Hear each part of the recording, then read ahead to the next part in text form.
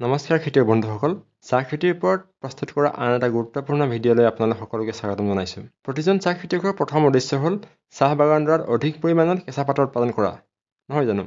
আৰু ইয়াৰ কাৰণে আমি বিভিন্ন ধৰণেৰে চাহ গছসমূহৰ প্ৰতিপালন কৰোঁ। কোৰ-কটাৰী মাৰোঁ, ৰাসায়নিক জৈৱিক সাৰ প্ৰয়োগ কৰোঁ, ভিটামিন প্ৰয়োগ কৰোঁ। আৰু এই কামসমূহৰ উপৰিও চাহ বাগানত কৰিবলগীয়া আন এটা গুৰুত্বপূৰ্ণ কাম হ'ল ফলিয়াৰ স্প্ৰে কৰা।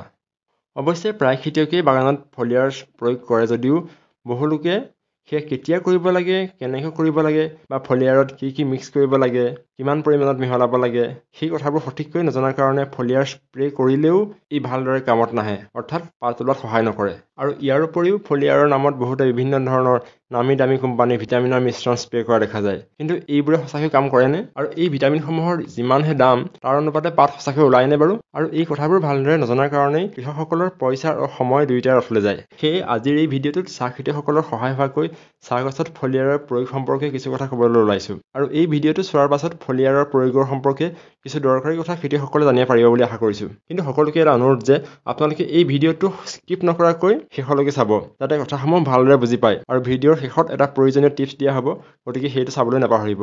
বাৰু, ফলিয়াৰ স্প্ৰে বুলিলে যিকোনো ৰাসায়নিক সাৰ, জৈৱিক সাৰ, ভিটামিন বা পোষক দ্ৰব্য বা কীটনাশক দ্ৰব্য গছৰ পাতত স্প্ৰে কৰি প্ৰয়োগ কৰাকে বুজায়। ফলিয়াৰ প্ৰয়োগৰ প্ৰধান উদ্দেশ্য হ'ল গছৰ কাৰণে প্ৰয়োজনীয় পোষক দ্ৰব্য বা ভিটামিনসমূহ পানীত মিহলাই গছৰ পাতত পোনপটীয়াকৈ প্ৰয়োগ কৰা। এতিয়া চাওঁ আহক চাহ গছৰ কাৰণে উন্নত মানৰ ফলিয়াৰ মিশ্ৰণ কেনেকৈ সহজে তৈয়াৰ কৰিব। কিন্তু এটা কথা মন দিব যে ঋতু আৰু সময় অনুসৰি চাহ গছত বেলেগ বেলেগ দ্ৰব্য প্ৰয়োজন হয়, গতিকে ফলিয়াৰ মিহলোৱা দ্ৰব্যসমূহৰো কিছু সালসলনি কৰা হয়। চাহ গছত ফলিয়াৰ স্প্ৰে কৰোঁতে ব্যৱহাৰ কৰা প্ৰধান দ্ৰব্যসমূহ হ'ল ইউৰিয়া, পটাছ বা MOP, DAP অৰ্থাৎ diammonium phosphate, zinc, boron, magnesium sulphate, manganese sulphate ইত্যাদি। এতিয়া চাওঁ আহক কেতিয়া কোনবোৰ দ্ৰব্য ফলিয়াৰ হিচাপে স্প্ৰে কৰিব।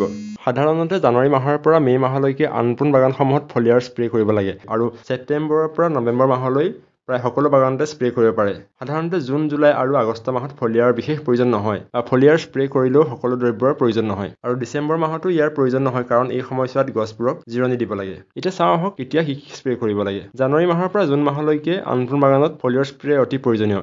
আৰু যিহেতু এই সময়ত অতি খৰাং হয় আৰু শিপাবোৰে মাটিৰ পৰা খাদ্যবস্তু আহৰণ কৰিব নোৱাৰা হয়, গতিকে এই সময়ছোৱাত আমি আনপোন বাগানসমূহত যিমান পাৰোঁ পাতৰ যোগেদি গছবোৰক খাদ্যবস্তু যোগান ধৰিব লাগে। এই সময়ত ব্যৱহাৰ কৰিবলগীয়া দ্ৰব্যসমূহ আৰু তাৰ পৰিমাণসমূহ এনেধৰণৰ: 200 লিটাৰ পানীৰ কাৰণে ইউৰিয়া 3 কেজি, MOP বা potash 2 KG, zinc sulphate 1 KG, magnesium sulphate আধা কেজি, বৰন 200 গ্ৰাম আৰু যদি পাৰে মেংগানিজ ছালফেট আধা কেজি। এইখিনি দ্ৰব্য প্ৰথমে বেলেগ বেলেগ পাত্ৰত কম কম পানী দি পানীত ভালদৰে গুলি ল'ব লাগে আৰু সেইসমূহ 200 লিটাৰ পানীত মিহলাই ৰাতিপুৱা 7 বজাৰ পৰা 10 বজাৰ ভিতৰত নাইবা সন্ধিয়া 4 বজাৰ পাছত পাতৰ তলফালে তিতি যোৱাকৈ অৰ্থাৎ ভিজি যোৱাকৈ স্প্ৰে কৰিব লাগে। আৰু 10 পৰা 15 দিনৰ অন্তৰে অন্তৰে এই ফলিয়াৰ স্প্ৰেটো আনপোন বাগানত কৰি থাকিব লাগে। জুন, জুলাই আৰু আগষ্ট মাহত এই ফলিয়াৰৰ বিশেষ প্ৰয়োজন নহয় যদি সেই সময়ত আপুনি 3 KG urea, 2 KG DAP, 2 KG MOP 200 litre পানীত মিহলাই স্প্ৰে কৰিব পাৰে ঠাণ্ডা বতৰত। আৰু যদি আপোনাৰ বাগানডৰা হেল'পেল্টিছ মহৰ দ্বাৰা বেছিকৈ আক্ৰান্ত হৈছে, তেনেহ'লে সেই আক্ৰান্ত বাগানত হেল'পেল্টিছৰ দৰৱ মৰাৰ পাছত ইউৰিয়া, MOP আৰু DAP ৰ লগতে 200 গ্ৰাম বৰন মিক্স কৰি 200 লিটাৰ পানীত দি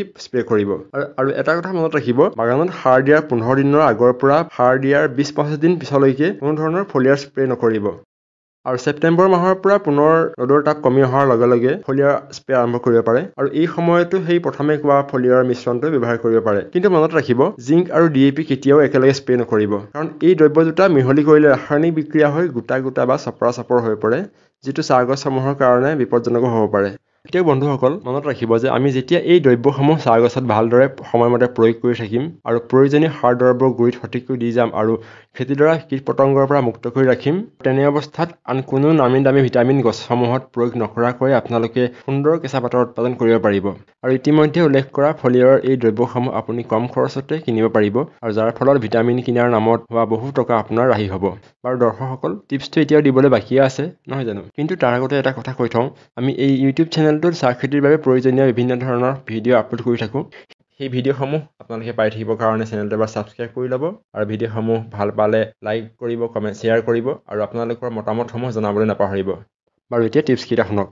প্ৰথম টিপছটো হ'ল এই ভিডিঅ'ত ইতিমধ্যে উল্লেখ কৰা বৰণ দ্ৰব্যটোৰ ওপৰত। যদি এই বৰণ দ্ৰব্যটো আপুনি দোকানত কিনিবলৈ পোৱা নাই, তেনে অৱস্থাত ইয়াৰ সলনি আমি যে কেৰম খেলত ব্যৱহাৰ কৰোঁ বৰিক পাউডাৰটো, সেই বৰিক পাউডাৰটো ব্যৱহাৰ কৰিব পাৰে। কিন্তু এই বৰিক পাউডাৰটো ঠাণ্ডা পানীত সহজে গোল নাখায়, সেয়ে অলপ কুহুমীয়া পানীত গুলিলে এই বৰিক পাউডাৰটো সহজে পানীত মিহলি হৈ যায় আৰু দ্বিতীয় টিপছটো হ'ল এই DAP সাৰটো অতি টান হোৱাৰ কাৰণে সহজতে পানীত গুলিব নোৱাৰি। যদিহে আপুনি ইয়াক ফলিয়ৰ হিচাপে স্প্ৰে কৰিম বুলি ভাবিছে তেনেহ'লে ফলিয়ৰ স্প্ৰে কৰাৰ আগদিনা এটা পাত্ৰত কিছু কুহুমীয়া পানী লৈ তাত DAPখিনি তিয়াই থ'ব।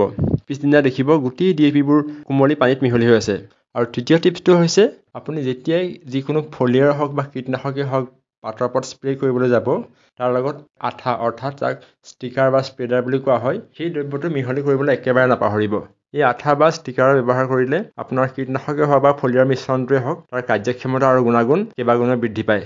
দৰ্শকসকল, ভিডিঅ'টো চাই কেনে পালে বাৰু? এই বিষয়ে আপোনাৰ কিবা পৰামৰ্শ থাকিলে কমেণ্ট কৰি আমাক জনাবলৈ নাপাহৰিব আৰু পাৰিলে ভিডিঅ'টো অন্যান্য চাহ খেতিয়কসকলৰ মাজতো শ্বেয়াৰ কৰি দিব।